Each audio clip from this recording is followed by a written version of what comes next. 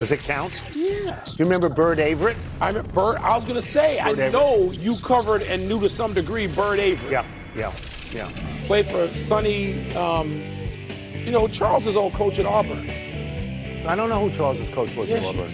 No, come on, tell me who it is. It'll come. It's the guy with the rock test. Yes, right? the rock. Welcome to PTI, boys and girls. In today's episode, the Pistons eliminate the Magic, the Canadiens somehow top the Lightning, and a big moment in horsey world down at the Derby. But we begin today with the Philadelphia 76ers winning 3 playoff games in a row, 2 in Boston, including Game 7, and pushing the Celtics out of the playoffs. Philadelphia will open its second-round series against the Knicks tonight in New York. Wilbon, is the bigger headline the rise of the Sixers or the fall of the Celtics? Well, usually we like to go, both of us, from our old newspaper days, you go with the immediate story that you put to bed, that you cover up with dirt like a coffin, and that would be the Celtics, because to me of their stubborn defiance of playing one way only and either not having a plan B or refusing to go to the plan B, and either one is just get off the stage. If that's your solution, we don't have a plan B. It's the Celtics. Of course they have a plan B. They didn't want to use it. Get out of here. Well, they're out of here. So I'm going to the Sixers. Really? Yes. No. Because Joel Embiid, you know how I feel about Joel Embiid. And I know you think he's great, but he's just never out there. Yes. Which is, I can't refute that. That's right. But to see Embiid out there with Maxey and with Paul George and with the Rook, it's just, they got 4 players. They got more than that, but they got 4 guys you can put out there that you can look anybody left in the Eastern Conference eye to eye. The Sixers did that. And Embiid, we did not think Embiid was going to ever get to this point in this series. No. Maybe next year. We didn't think he would do this. The Sixers, okay, you like making fun of the Sixers, but don't you find them on some level irresistible? No, I don't find them irresistible. No, I mean, in terms of appeal. No, I don't find them irresistible. There are teams out there that are irresistible. The Sixers are not an irresistible team. You're wrong in what you're saying. You're a newspaper guy. The headline is the Celtics. The Celtics are a recent champion. Yeah. The 76ers are not a recent champion. No. The Celtics had a 3-1 lead. Let me just go to the bottom of my notes first, and then I'll work back to Joel Embiid. Philadelphia was 0-18 in playoff series when losing 3-1. 0-18. The Celtics were 32-0 when winning 3-1. This could be the worst loss in the Celtics' history. That's how bad it is. And that's why that's the headline. Now, I want to give the Sixers credit for a bunch of things. I want to give their coach credit for having a plan A, a plan B, and a plan C. He's got a behemoth out there in Embiid when he's healthy. But when he's healthy, he feeds him the ball down low, tells him to turn around, hit a 2-point shot, or get fouled. And consequently, in games 5, 6, and 7, Embiid made 28 2-point shots and 24 foul shots. Celtics don't have anything like that. The Celtics chuck and duck. That's all they do. Let's give Maxey some credit, too. Because late in that game, when you want somebody to go to the basket, he took over. 1, 2, 3, and the third time was 2 foul shots because he got fouled going to the basket. Maxey, let me ask you something. Anybody on the Knicks going to cover him? I don't want to look ahead that much. It's tonight. I don't want to look. No, but I want to deal with this. And it's not. Maxey is fine. But here's what happened with the Celtics. In those 3 games, 5, 6, and 7, 129 3-pointers. They made 36. That's 28%. Terribly. Philadelphia 103 and made 37. 36%. So at Boston's best, Philadelphia was more efficient. They got beat by their. Look, it looks great when the threes go in, and this is what happens when they don't. And what else looks bad, even though he spoke factually to some of it, was Jaylen Brown then going out and saying referees are not going to help him ever again. And he was my MVP this year. But he made some points. And look, he's not the first person or the only person to say Embiid does too much flopping around out there. He's not the first or only person. Right. The optics of that aren't good coming off a 3-1 series lead blown. Let us stay with the NBA and turn to the other 2 series winners from yesterday, Detroit and Cleveland. The Pistons came back from 3-1 down to Orlando. They rode the 109 points of Cade Cunningham over games 5, 6, and 7 to win. Cleveland won at home to eliminate Toronto in a 7-game series where the home team won every game. Wilbon, did the Pistons or Cavaliers earn more of your respect with their first-round win? Tony, I don't want to lavish either one of these teams that won and advanced and will now play each other. I don't want to lavish them with a bunch of praise because, to me, and Detroit was the 1 seed, and their coach, J.B. Bickerstaff, to me, on my ballot, was Coach of the Year in the NBA. And Cade Cunningham is the first guy on the second team, and maybe should have been on first team All-NBA. So I'm not hating on Detroit. But Orlando had that series. If Franz Wagner doesn't come up injured, lame, after playing the first 4, if he can play in those next games, the series is over and Orlando's going to win, and their head coach is not going to be got fired. in the unemployment You're line fired. today. Yeah, So I third don't want to place. lavish You're them with fired. praise. Yeah. Yeah. And Cleveland should have won that series. Yeah, that's Toronto's coming. No, Okay. I'm serious. Okay. Toronto's got talented, young players who understand the team how to play together. They're not ready yet. They're sort of like Atlanta and a couple other teams, and maybe next year. I'll reverse this result next year, Toronto over Cleveland. So I don't want to go crazy with praise. They each earned it. Good for them, but, Let me go to the numbers for people who are accounting majors and pay attention to this show about Cade Cunningham. When Franz Wagner was on him one-on-one in the first 4 games, Cade Cunningham shot 25% from the field, 6 for 24, 3 of 16 from 3, and committed 6 turnovers.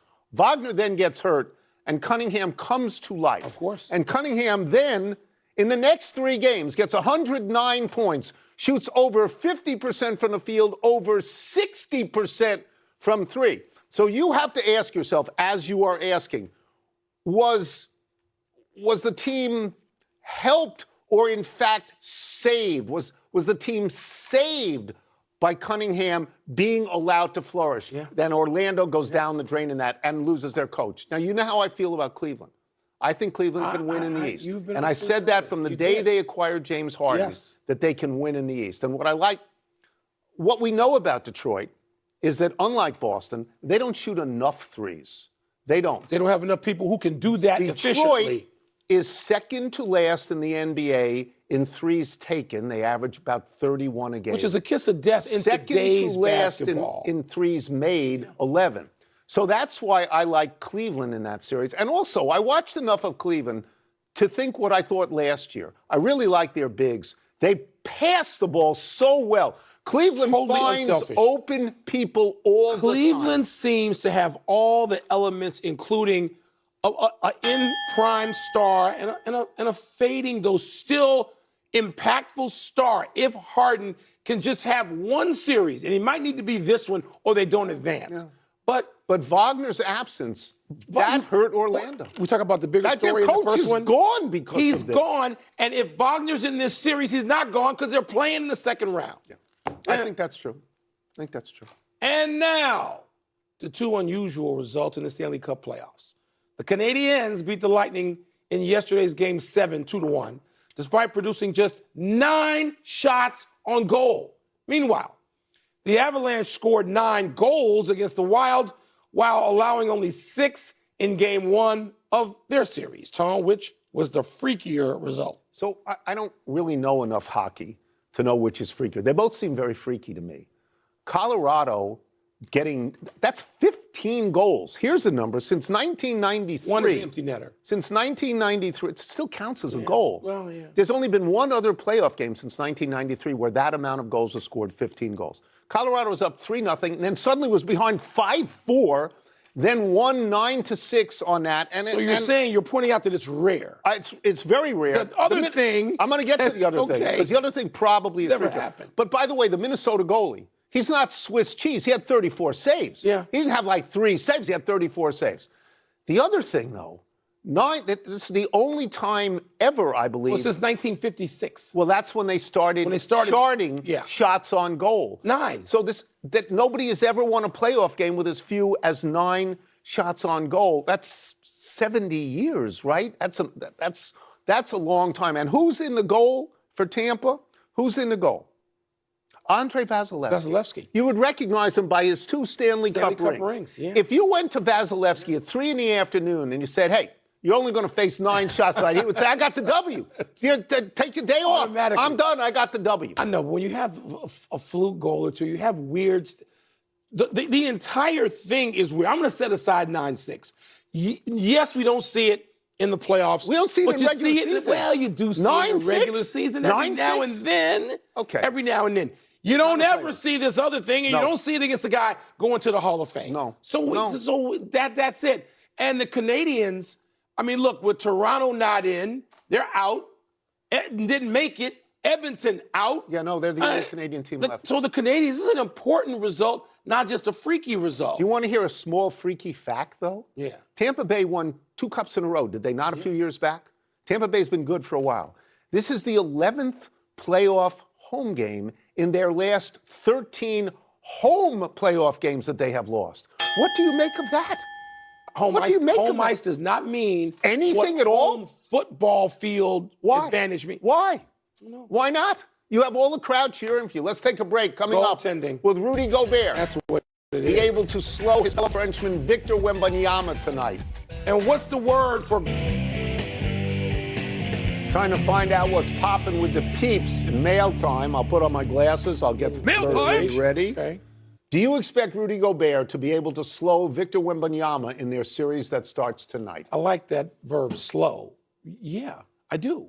Because he just slowed Nikola Jokic. Yes. Who, for his career, shoots 56% from the floor, and Gobert held him to 44%. That's a big number. That's a big reduction. So, Gobert's a 4-time Defensive Player of the Year. Do I think that Wembanyama can still be the best player on the floor and will be the best player on the floor? Yes, I believe that. And going forward, Wembanyama is going to eclipse everybody who's probably in this series. But I expect Gobert to make it a little more difficult for him than anybody else in basketball today. So my position would be that I would expect in France a young Victor Wembanyama to have looked up to Rudy Gobert because he is a Frenchman as well. So. I am told that they are fast friends. I am told that Gobert has been a mentor to Wembanyama. And so when you say, could he slow him down? He could slow him down a little bit, I guess, because he knows all Wembanyama's tricks, because he probably taught Wembanyama some of those tricks. And you make a good point about Gobert. My refute to that is this, the Gobert and Jokic. My refute is that Wembanyama is a larger looming presence and just flashier, faster, more explosive than Jokic. And can take Gobert out to the arc and shoot threes and reduce him. I think that Wembanyama, and I've gotten this from you in the last year because it's nonstop slurpage of Wembanyama. Yes. But I believe he's like a rocket ship about to go. I will point to this. They played each other once this year. Wembanyama had 29 points. Gobert had 2. So I think we're looking at liftoff. By the way, Ant-Man likely it seems to play. That's a huge deal with Ayo Dosunmu out and DiVincenzo out. That's a huge deal for Minnesota, which has been to the last 2 Western Conference Finals. What's your word for Golden Tempo going from last to first to win the Derby? My word is dazzling. I got home just in time for the Nats game in order to see the race live. I was very happy. The end of the race. Look at this. I love this. So the horse is last, right? Golden Tempo is last. It goes from last to first. Its jockey had called the horse lazy, and then it begins to eat up ground. Look at this. And the overhead shot from behind and above is fabulous. Golden Tempo is so far out on the right. They tell you in horse racing, get to the rail and stay there. Golden Tempo is so far out on the right that he would need binoculars to see the rail. He passes horses after horses, and then he finally passes Renegade, which was the favorite in the 1 hole, which also worked its way all the way out to the right, and whose jockey is the brother of the jockey of Golden Tempo. I will just say this, that I hope that this horse runs into Preakness, unlike last year. If it doesn't run into Preakness, I'm not watching the Preakness. I don't need load management from horses. Yeah. I'm sorry. I don't. No Preakness. No. Get out of my TV. No, it's get off my TV. The American dream is the Triple Crown. You know what the comparison is? This was Usain Bolt. Oh, okay. This was just, and again, the drone coverage. You're aware of Usain Bolt. Yes. Nobody was aware of this horse. No, nobody's aware of this horse. But the drone coverage allows, I'm sure, any horse race, but the Kentucky Derby, it allows you to look at, I don't care. I was completely. You called me up You said it was thrilling. Exhilarating. Thrilling. Yes, it was. It's not like you. The Because I'm watching I thought it was next to last until I saw it again. And you're like, oh my God, he's at the back and goes Usain Bolt to the outside, not to the rail. It was great. Unbelievable. That's enough of your email. Let's take one last break. Still to come, Yannick Sinner has been unbeatable. And the Cubbies are on a roll. What's been the key? So if the horse runs in the Preakness, you watch the Preakness. Yeah. You want to go? But if there's load management. Baltimore, you want to go? I've never been. Oh, you've never been to a... Happy time, people. Happy 37th birthday, Rory McIlroy. What a last year and change McIlroy has had. He helped lead the European team to a rare road victory in the Ryder Cup over the United States team at Bethpage Black. And McIlroy has now won the last 2 Masters in a row, getting the Augusta monkey off his back. Last year in a playoff, and this year after a tee shot on 18 went so far right it could have landed in South Carolina.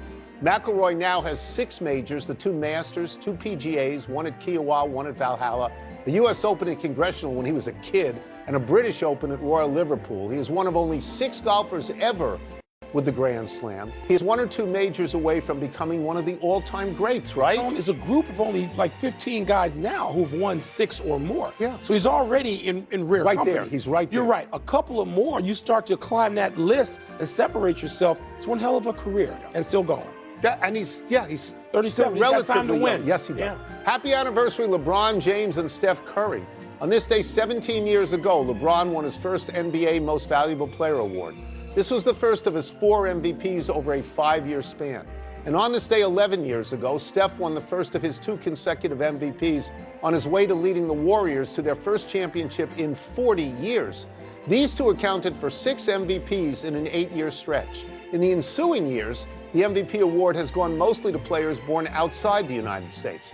After James Harden won the MVP in 2018, we have seen Giannis Antetokounmpo, Nikola Jokic, Joel Embiid, and Shai Gilgeous-Alexander win 7 MVPs in a row, and surely Victor Wembanyama's time is coming. But Bron and Curry are this generation's Magic and Bird. And you know how many MVPs Magic and Bird won? 6 in 7 years. Yeah. Amazing. Magic and Bird are they're special. Happy trails, Tarek Skubal. The Tigers' 2-time defending Cy Young winner is out, a reported 2 to 3 months for arthroscopic surgery to remove loose bodies from his pitching elbow. Skubal felt pain yesterday ahead of tonight's expected start against the Red Sox and underwent tests that led to the diagnosis. Skubal is 3-2 with a 2.70 ERA this season, and the Tigers are tied with the Guardians atop the AL Central. I hope this does not affect Skubal, whose appointment viewing, he's fabulous to watch. And there's already rumors that he could be, next year moving around I-94. There's not rumors. Everybody expects him to leave as a free agent. Everyone expects that. I-94. Okay. You know what I think of when I see him go out like this? What? I think immediately of Paul Skeens. And I wonder, he throws even harder. Is he next on the list? This is a plague with players, with pitchers. And baseball cannot afford to lose starting pitchers. Just starting to get them back in the mix as headliners, as stars. It happens so much. How many Cubs starters? How many Cubs starters are on the IL 2 or 3 now? at least. I think every team in the league gets this. I mean, as the baseball game gets easier to watch because it gets shorter, this is the stuff that happens. And also a melancholy trails to John Sterling. The radio voice of the New York Yankees for parts of 36 seasons has passed away at the age of 87. Man. Sterling called more than 5,600 games for the Yankees before retiring 2 years ago. His signature call was, "The Yankees win. The Yankees win." That was heard through 5 world championships. Our friend Dave Sims succeeded him. John Sterling actually started broadcasting basketball games. He did the Nets. Wow. He put me on radio the first time that I was ever on radio to talk about a game I was covering. This is 50 years ago. When I was working at the Times. Unleashed you on America and the world. Alfredrick Hughes, Loyola basketball player, star on the playgrounds of Chicago, died at 63 years old. So after Isaiah Thomas and Terry Cummings and Mark Aguirre, but before Dwayne Wade and Derrick Rose, Alfredrick Hughes was one of those kids who averaged like 28 a game in college. Didn't have a pro career, but in Chicago, we knew. Chicago zone. We know how to feel about Chicago zone. Let's see if we can go to the big finish. Let's do it. Stay with Chicago. Your Cubs swept the Diamondbacks. They have won 15 of 18. What is the key to that? A lineup where everybody takes turns They get past these pitching woes of people on IR, including our closer, Daniel Palencia. Amazing stretch. Keep it going, boys, against the Reds. Yannick Sinner won the Madrid Open, his 5th consecutive Masters 1000 title. Is that significant? Not as much as majors. He's going to go to the French Open, and Carlos Alcaraz is hurt. He's not going to be there. Nelly Corda, you girl, won the Riviera Maya Open. Is that a big deal?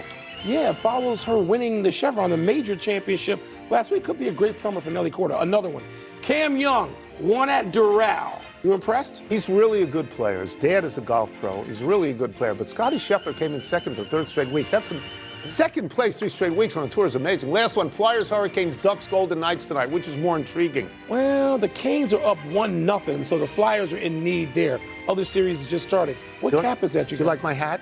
Is that That's Harbortown. That's Harbortown. I asked for the jacket. They sent the hat. I can't be angry at that, right? Who won at Harbortown? Remind the people. Matty Fitz. Matty Fitz. We are out of time. We are trying to do better the next time. Pablo won a Pulitzer. Pablo Torre won a Pulitzer. That's one more than we got. Same time tomorrow, knuckleheads. Pablo. Amazing.